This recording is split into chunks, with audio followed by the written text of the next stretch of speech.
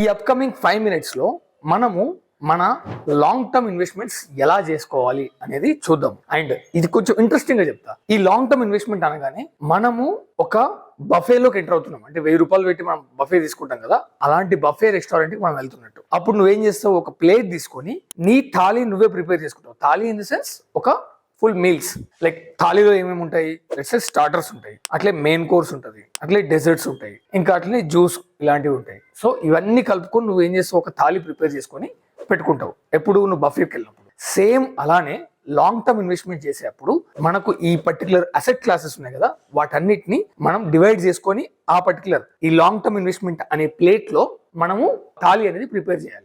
Right, నేను ఇప్పుడు I'm assuming your age is 35,000 per month మనం ఇన్వెస్ట్మెంట్ చేయాలి. అలానే ఒక 20 to 25 years వరకు. అప్పుడే మనం 5 crores కార్పస్ మన రిటైర్మెంట్ కి బిల్డ్ చేసుకోగలుగుతాం. అదే ఇంకొంచెం లేట్ అయింది అనుకోండి, 40s లో చేస్తే మీకు ఓన్లీ 1.5 crore మాత్రమే ఉంటుంది.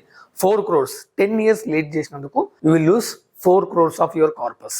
ఓకే, మనం థాలీ ప్రిపేర్ చేసుకుందామా. లెట్స్ సే ఫస్ట్ స్టార్టర్స్ తీసుకుందాం అనుకో. సపోజ్ చికెన్ 65 ఇలాంటివి తీసుకుంటాం. అంటే మనం ఒక మెయిన్ కోర్స్ లో ఒక 10% మాత్రమే తీసుకుంటాం. అంటే అది గోల్డ్ అన్నమాట. గోల్డ్ లో మనం ఇన్వెస్ట్మెంట్ చేయాలి. అండ్ సెకండ్ వన్ వచ్చేసి మెయిన్ కోర్స్. స్టార్టర్స్ అయిపోయింది. మెయిన్ కోర్స్ వచ్చేసి కొందరు రోటీ ప్రిఫర్ చేస్తారు, కొందరు బిర్యానీ ప్రిఫర్ చేస్తారు. మనం హైదరాబాద్ వాళ్ళం కాబట్టి మెయిన్ కోర్స్ లో బిర్యానీ ప్రిఫర్ చేసుకుందాం.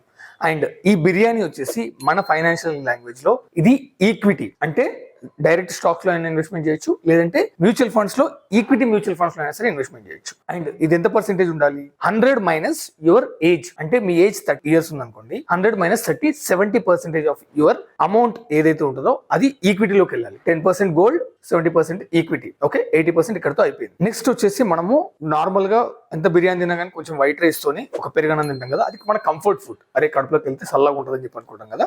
సో అదే కైండ్ ఆఫ్ మెంటాలిటీ ఉంటుంది ఈ బాండ్స్ కి. కంఫర్ట్ రిటర్న్స్ ఇస్తుంది, ఎక్కువ ఇన్స్టెబిలిటీ ఉండదు, స్టాక్స్ లో ఉన్నంత వొలటిలిటీ ఉండదు. నీకు ఎవ్రీ మంత్ ప్రాపర్ రిటర్న్స్ అనేది నీ బ్యాంక్ లో క్రెడిట్ అవుతుంది. సో ఈ బాండ్స్ అనేది ఖచ్చితంగా 10 to 15% మనం అలొకేట్ చేసుకోవాలి. Done.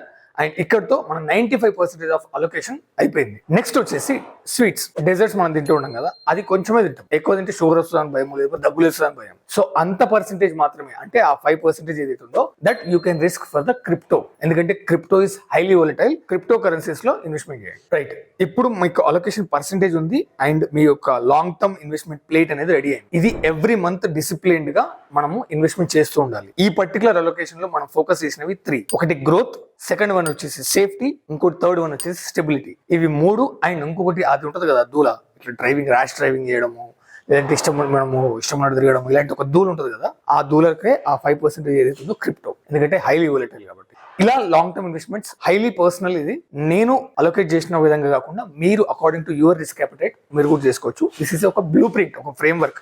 You can allocate like this అని. వీడియో నచ్చితే లైక్ చేయండి. జై హింద్.